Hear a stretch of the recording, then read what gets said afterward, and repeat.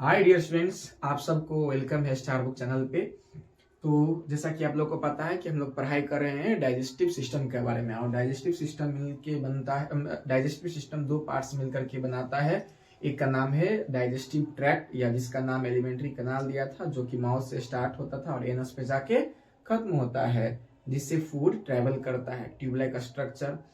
और नेक्स्ट था digestive glands, या डाइजेस्टिव ग्लैंड्स को ही हम लोग बोलते हैं एसोसिएटिव या एसोसिएटेड ग्लैंड्स। तो अभी का जो टॉपिक है जिसके बारे में हम लोग पढ़ाई करेंगे उसका नाम है डाइजेस्टिव ग्लैंड्स, या इसी का नाम है दूसरा एसोसिएटेड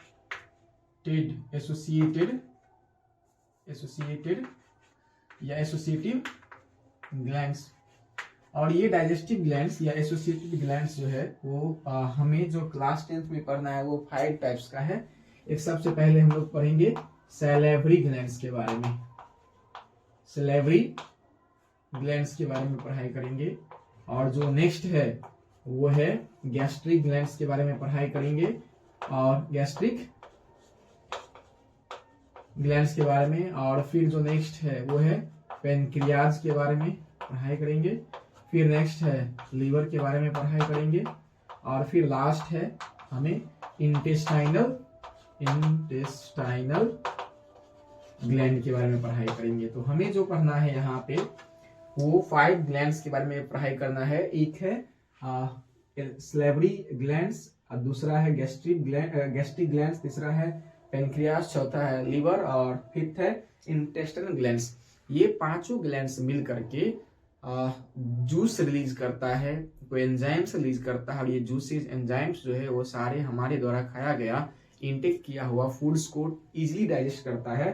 तो हम लोग सबको एक एक करके पढ़ेंगे। तो सबसे पढ़ाई करेंगे सबसे पहले सैलिवरी ग्लैंड्स के बारे में। तो देखिए सबसे पहले सैलिवरी ग्लैंड्स,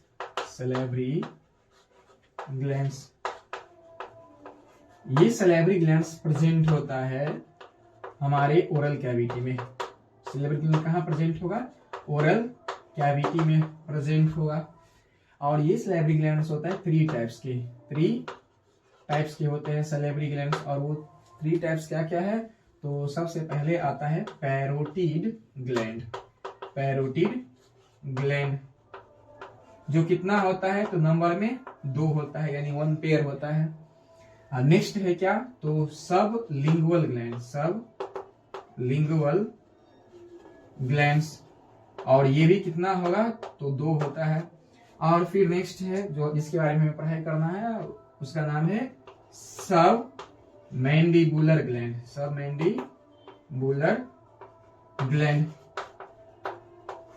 ये भी होता है 1 पेयर।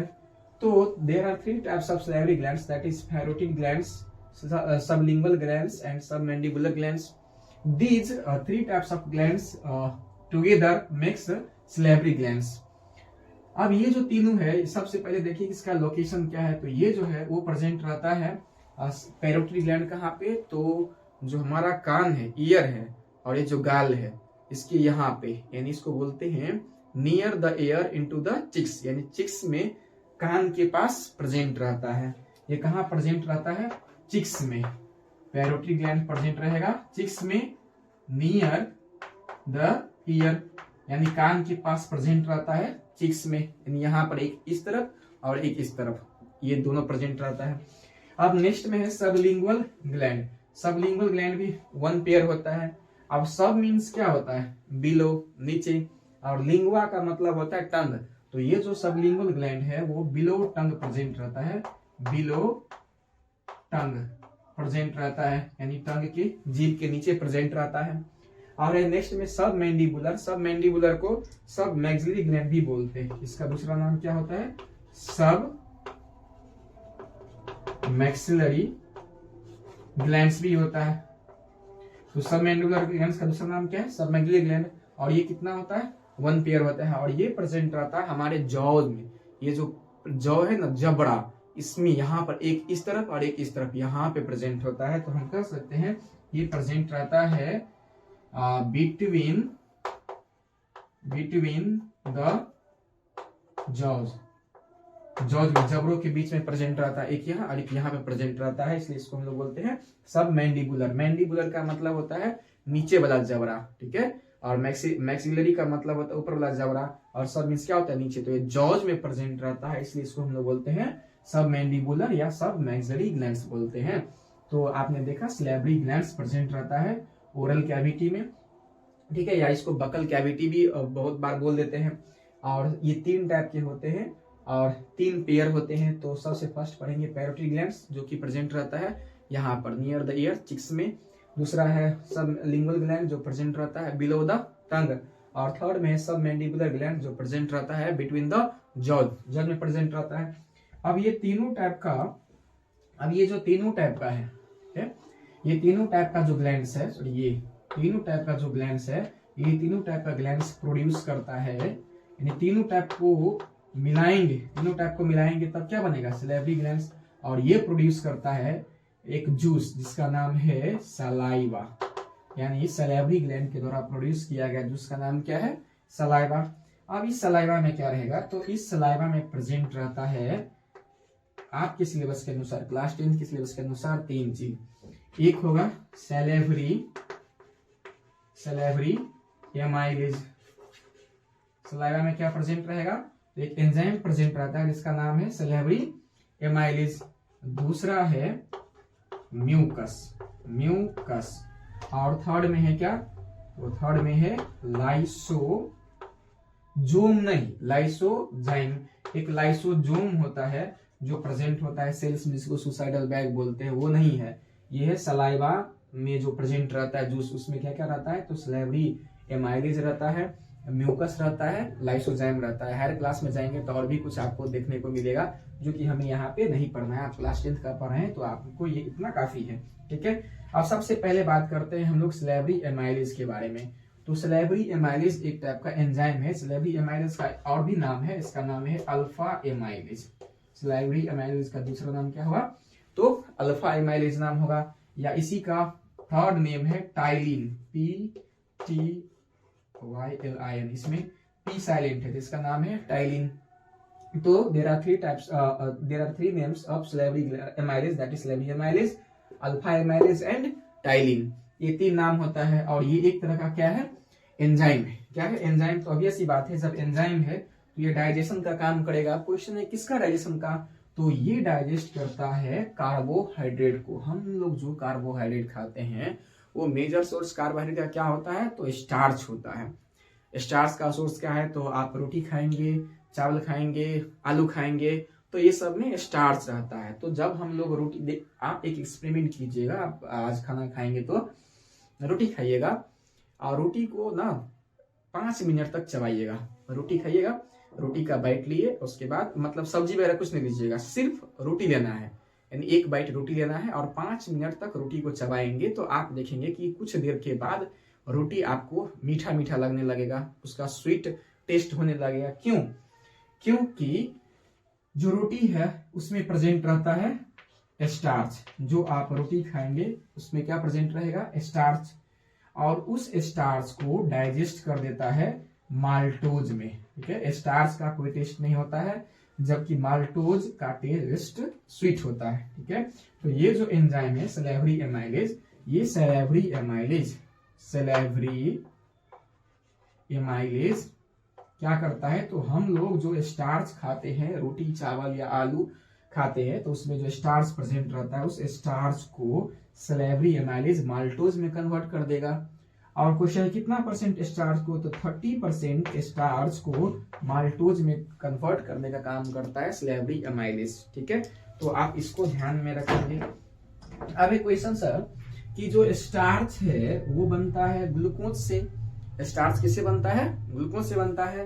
तो जब स्टार्च को ब्रेक डाउन किए तब तो ग्लूकोज बनना चाहिए, लेकिन यहाँ पे तो ग्लूकोज नहीं बल्कि माल्टोज बन गया है। तो ऑब्वियसली 2 ग्लूकोज मिल करके एक माल्टोज बनता है।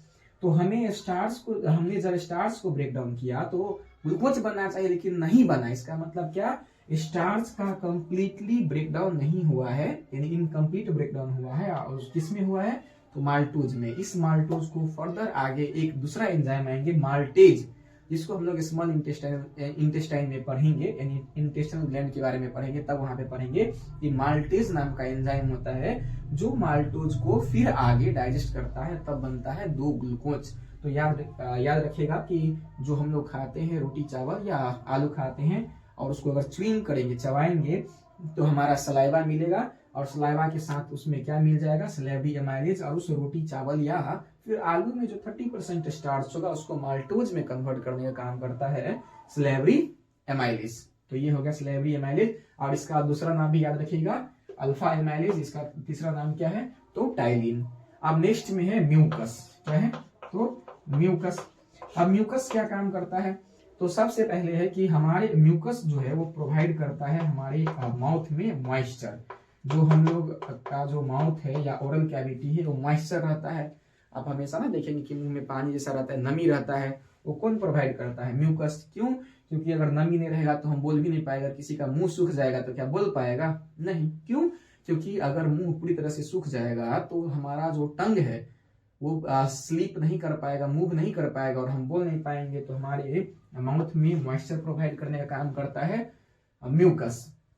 नेक्स्ट काम क्या करता है, तो हमारे द्वारा जो फूड खाते हैं, हम लोग जो फूड खाते हैं तो उसको चबाते हैं, और जब फूड चबाते हैं तो उस चबाने के टाइम पे, च्युइंग करने के टाइम पर फूड के साथ क्या मिलता है, तो ये म्यूकस मिलता है और वो फूड को गोला जैसे बनाता है। यानी हम लोग अगर चावल खाए, एग्जाम्पल के लिए अगर आपने 1 बाइट चावल खाया, उसमें मान लेते हैं कि चावल में 50 दाना था चावल का, तो क्या एक एक दाना लगातार गिरता रहता है नीचे पेट में, तो इसका आंसर है नहीं। हम लोग जो चावल खाते हैं, रोटी खाते हैं या फिर सब्जियां खाते हैं, तो हम जब माउथ में रख करके चबाते हैं तो हमारे द्वारा जो सलाइवा रिलीज होता है उसमें जो म्यूकस रहता है उस खाना के साथ मिक्स होता है, और जैसे ही निगलते हैं तो सारा खाना को मिक्स जो खाना है उसको चिपका करके एक गोला बनाता है, उस गोला को बोलते हैं बोलस। ठीक है, तो ये फॉर्मेशन ऑफ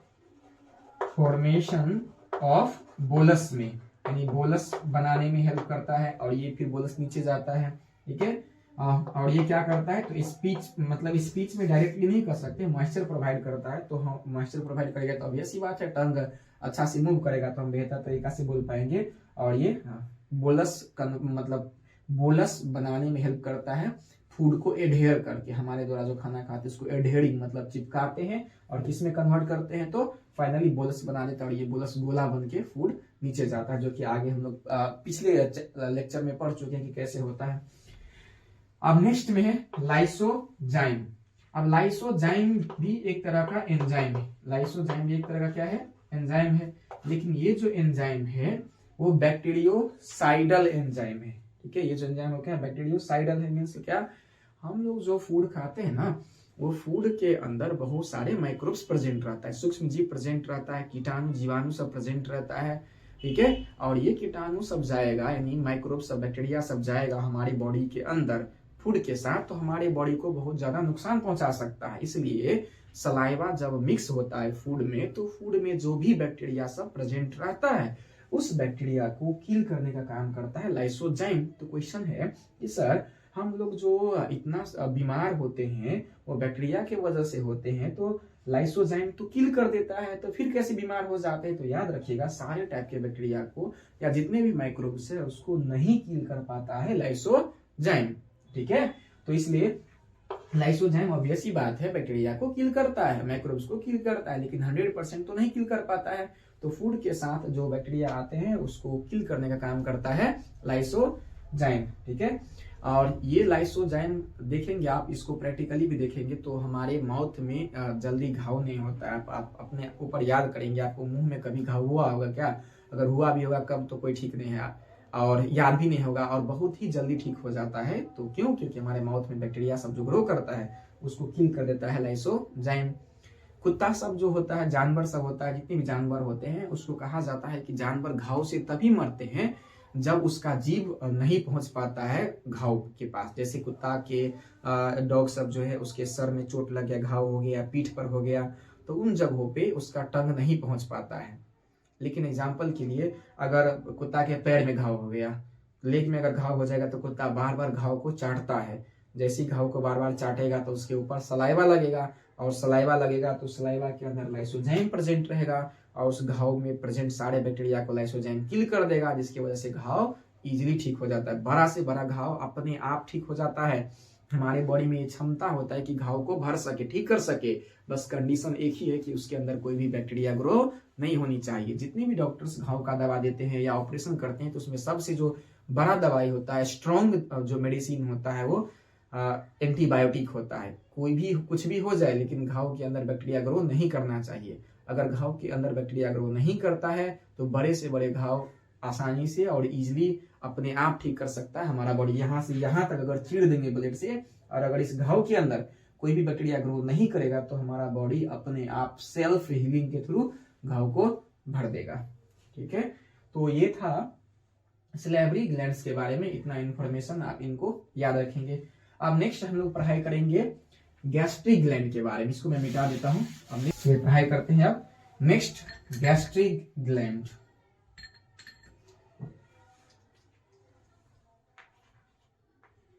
गैस्ट्रिक ग्लैंड्स के बारे में। अब गैस्ट्रिक ग्लैंड को समझाने के लिए सबसे पहले एक सुंदर सा डायग्राम बनाऊंगा।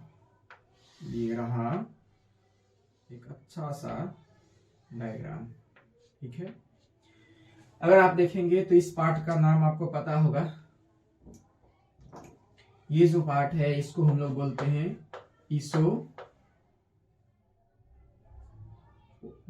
इसोफेगस। वो साइलेंट रहता है, इसको हम लोग इसोफेगस पढ़ते हैं। ठीक है, और ये जो पार्ट है इसका नाम है स्टमक, आमाशय। और ये जो पार्ट है इसका नाम है स्मॉल इंटेस्टाइन। और ये स्मॉल इंटेस्टाइन का फर्स्ट पार्ट है जिसका नाम है डिओडेनम। स्मॉल इंटेस्टाइन में 3 पार्ट होते हैं। जो फर्स्ट पार्ट होता है यहाँ से लेके यहाँ तक, जिसको हम लोग बोलते हैं डिओडेनम। इसके आगे नेक्स्ट होता है जेजुनम और फिर लास्ट पार्ट होता है इलियम। तो ये रहा इसोफेगस, जिसको फूड पाइप के नाम से भी जानते हैं। ये है स्टमक और ये है स्मॉल इंटेस्टाइन। आपने इस प्रीवियस लेक्चर्स में इसको आप ऑलरेडी देख चुके हैं। अब सबसे पहले बात करते हैं स्टमक के। ठीक है, तो स्टमक के वाल में, in the wall of stomach, stomach के वाल में प्रेजेंट रहता है ग्लैंड। स्टमक है, स्टमक का ये जो वाल है, ठीक है, स्टमक का ये जो वाल है वो थिक होता है। ठीक है, ये स्टमक का जो वाल है वो थिक रहता है। इसमें मसल्स रहता है, कनेक्टिव टिश्यू रहता है, तो स्टमक का वाल बहुत ज्यादा थिक होता है। इस स्टमक के वाल के अंदर इनर वाला जो वाल होता है, जिसको हम लोग एपिथेलियम, जो एपिथेलियम से बना हुआ रहता है, तो इनर वाल के अंदर ग्लैंड प्रेजेंट रहता है। उस ग्लैंड का नाम है गैस्ट्रिक ग्लैंड। यानी स्टमक है, ये स्टमक बैग लाइक ऑर्गन होता है, मस्कुलर लाइक ऑर्गन होता है, एक्सपेंडेबल होता है, 4 to 5 आवर्स फूड इसमें स्टे करता है, आपको पता है। तो स्टमक के वाल के अंदर, इनर वाला जो वाल है, इसके अंदर ग्लैंड प्रेजेंट रहता है। स्टमक के वाल के अंदर एक ग्लैंड प्रेजेंट रहता है जिसका नाम है gastric gland. Gastric gland, stomach के वाल के अंदर कौन सा ग्लैंड प्रेजेंट है? गैस्ट्रिक ग्लैंड प्रेजेंट है। अब इस गैस्ट्रिक ग्लैंड के अंदर ना 3 टाइप के सेल्स होते हैं। इस गैस्ट्रिक ग्लैंड के अंदर 3 टाइप के सेल्स पाया जाता है। ठीक है, अब 3 टाइप का सेल्स देखेंगे तो एक है mucosal epithelium cell. Mucosal epithelium cells, ठीक है, म्यूकोसल एपिथेलियम सेल्स। और एक सेल्स है जिसका नाम है चीफ सेल, या इसी को हम लोग बोलते हैं पेप्टिक सेल। चीफ सेल या पेप्टिक सेल्स बोलते हैं। और एक थर्ड टाइप का सेल्स है जिसको हम लोग बोलते हैं पेराइटल, या फिर इसी को बोलते हैं ऑक्जेंटिक। पेराइटल या ऑक्जेंटिक सेल्स बोलते हैं। तो there are 3 types of cells are present in the gastric glands. These are mucosal epithelial cells, chief or peptic cells, and next the parietal or oxyntic cells. These 3 types of cells make together gastric gland. अब gastric gland के द्वारा एक juice produce किया जाता है, यानी gastric gland जो है वो प्रोड्यूस करता है एक जूस, और उस जूस का नाम है गैस्ट्रिक जूस। तो जूस का नाम क्या है? Gastric juice. तो ये तीनों मिलके म्यूकोसल एपिथेलियम, चीफ या पेप्टिक सेल्स और पैरेटल सेल्स, ये तीनों टाइप का सेल्स मिल करके ग्लैंड बनाते हैं, इसका नाम है गैस्ट्रिक ग्लैंड। और ये गैस्ट्रिक ग्लैंड प्रोड्यूस करता है क्या? तो गैस्ट्रिक जूस। और इस गैस्ट्रिक जूस के अंदर मेन रूप से तीन चीज होता है। एक है क्या? तो एक है म्यूकस। क्या है? म्यूकस। और उस म्यूकस को रिलीज करता है कौन? तो यही म्यूकोसल एपिथेलियल सेल्स।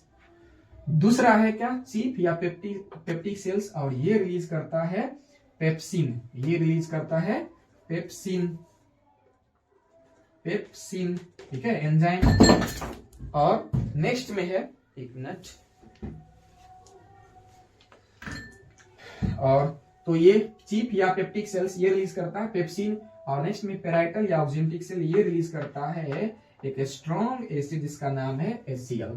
तो म्यूकोसल एपिथेलियम सेल्स रिलीज करेगा म्यूकस, चीफ या पेप्टिक सेल्स रिलीज करेगा पेप्सिन, और पैराइटल या ऑक्जेंटिक सेल रिलीज करेगा HCl। और ये तीनों टाइप का सेल्स कहाँ प्रेजेंट रहता है? स्टमक के वाल के अंदर, ठीक है। अब अगर आप देखेंगे तो ये जो है, अब सबका फंक्शन देखेंगे। सबसे पहले हम लोग देखते हैं पेप्सिन का फंक्शन। किसका? पेप्सिन का फंक्शन। अब पेप्सिन एक टाइप का एंजाइम है, लेकिन पेप्सिन की खास बात क्या है कि जिस टाइम पर गैस्ट्रिक ग्लैंड से ये एंजाइम पेप्सिन रिलीज होता है, उस टाइम पर ये पेप्सिन एक्टिव नहीं होता है, मींस इनएक्टिव होता है। और तब इसका नाम हम लोग देते हैं पेप्सिनोजेन। पेप्सिनोजेन, ठीक है। यानी एग्जाम्पल के लिए मैं यहाँ पर अपने रूम में रहता हूँ, तो एज मैं टीचर तो हूँ, मतलब अब मेरा प्रोफेशन टीचर, लेकिन मैं क्या रूम में हर जगह टीचर थोड़ी ना रहता हूँ, नहीं रहता हूँ। लेकिन जैसे ही मैं अपने कोचिंग जाता हूँ या अभी पढ़ा रहा हूँ, तो एज ए टीचर पढ़ा रहा हूँ, तो मैं तो हूँ प्रेम ही। लेकिन क्या मैं जिस समय बैठा रहता हूँ, सोया रहता हूँ, तो उस टाइम पर मैं एक्टिव तो नहीं रहता हूँ, ठीक है, तो मैं सिंपल रहता हूँ। लेकिन जैसे ही मैं यहाँ पे अभी लेक्चर शूट कर रहा हूँ या कोचिंग जाता हूँ, तो उस टाइम पर एक्टिव हो जाता हूँ।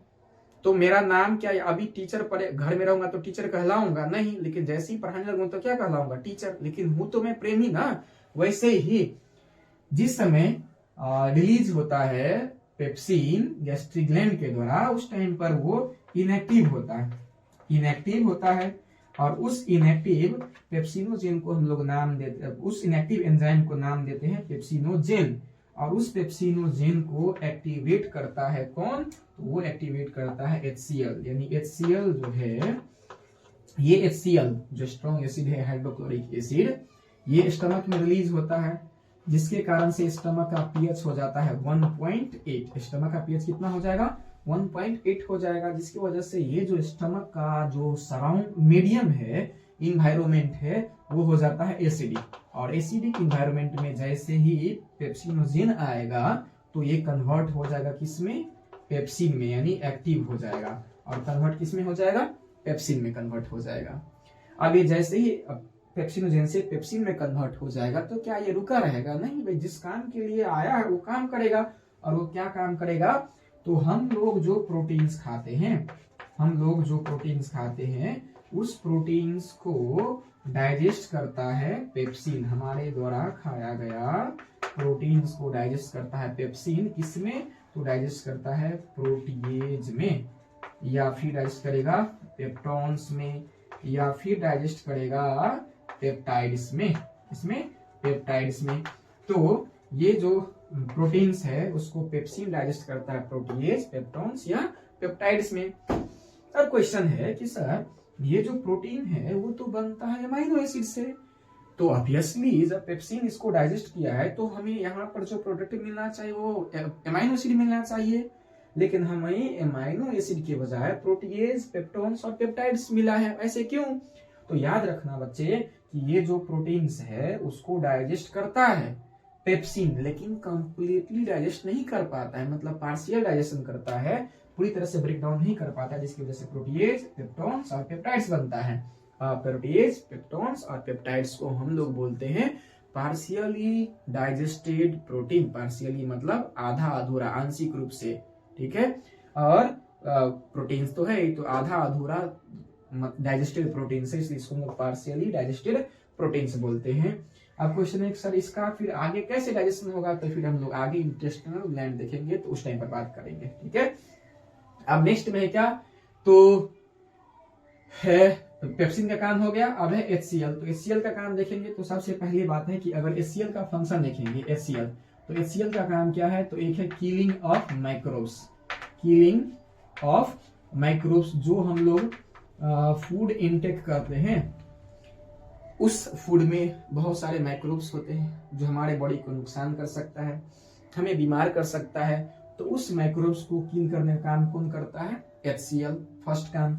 दूसरा क्या, तो ये एसिडिक मीडियम प्रोवाइड करता है, एसिडिक मीडियम प्रोवाइड करता है किसमें, स्टमक में, ताकि पेप्सिन एंजाइम बेहतर तरीका से काम कर सकता है। मींस क्या, पेप्सिनोजन को पेप्सिन में कन्वर्ट करने का काम करता है। और थर्ड काम क्या करता है, तो सॉफ्टनिंग